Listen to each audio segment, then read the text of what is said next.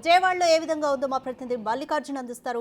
మల్లికార్జున్, విజయవాడలో సచివాలయాల వద్ద పరిస్థితి ఏ విధంగా ఉంది? ఎప్పటి నుంచి పెన్షన్ పంపిణీ స్టార్ట్ చేయబోతున్నారు?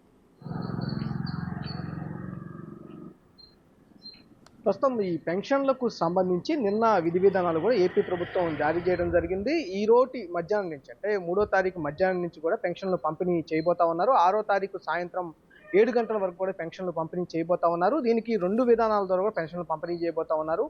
మొదటి కేటగిరీలో వచ్చి సచివాలయాల వద్ద పెన్షన్ను తీసుకోబోతా ఉన్నారు. రెండవ కేటగిరీలో వృద్ధులు, అలాగే మంచంలో పడి ఉన్నవారు, అలాగే వితంతువులకు సంబంధించి, అలాగే ఒంటరి మహిళలకు సంబంధించి వారికి ఇంటి వద్దకు, రెండో కేటగిరీలో ఇంటి వద్దకు వెళ్ళి పెన్షన్లు అందజేయబోతా ఉన్నారు. మనమున్న ఈ ప్రాంతంలో ప్రస్తుతానికైతే సచివాలయం వద్ద అయితే ఓపెన్ చేసిన పరిస్థితి కూడా ఉంది. కానీ దానికి తగ్గట్టు ఏర్పాట్లు అయితే చేసిన పరిస్థితి కూడా లేదు. అంతేకాకుండా కొంతమంది పెన్షన్దారులు కూడా సచివాలయం వద్దకు రావడం, వాళ్ళకి పెన్షన్లు ఈ రోజు నుంచి మొదలు పెడతామని చెప్పిన నేపథ్యంలో కూడా వాళ్ళు కొంతమంది పెన్షన్ల పంపిణీ కోసం కూడా పెన్షన్లు తీసుకునేందుకు కూడా లబ్ధిదారులు కూడా కొంతమంది వస్తూ ఉన్నారు, కొంతమంది వెళ్ళిపోతా ఉన్నారు. కొంతమందికి సంబంధించి మధ్యాహ్నం నుంచి ఇస్తామని కొంతమందికి చెప్తా ఉన్నారు. ఈ రోజు మధ్యాహ్నం కుదరకపోతే కనుక కంపల్సరీగా రేపటి నుంచి ఉదయం నుంచే 9 గంటలకు ఏదైతే ప్రభుత్వం ఆదేశాలు జారీ చేసిందో ఆ మేరకు ఉదయం 9 గంటల నుంచి సాయంత్రం 7 గంటల వరకు పెన్షన్లు పంపిణీ చేస్తామని కూడా చెబుతున్న పరిస్థితి కూడా కనిపిస్తూ ఉంది. రాష్ట్ర వ్యాప్తంగా నిన్నటి నుంచి అమౌంట్ అనేది క్రెడిట్ అవడం మొదలుపెట్టింది. ఒక్కొక్క సచివాలయానికి అమౌంట్ను రాష్ట్ర ప్రభుత్వం క్రెడిట్ చేస్తా ఉంది. వాళ్ళ అకౌంట్లో నుంచి విత్డ్రా చేసుకొని నేటి మధ్యాహ్నం నుంచి అయితే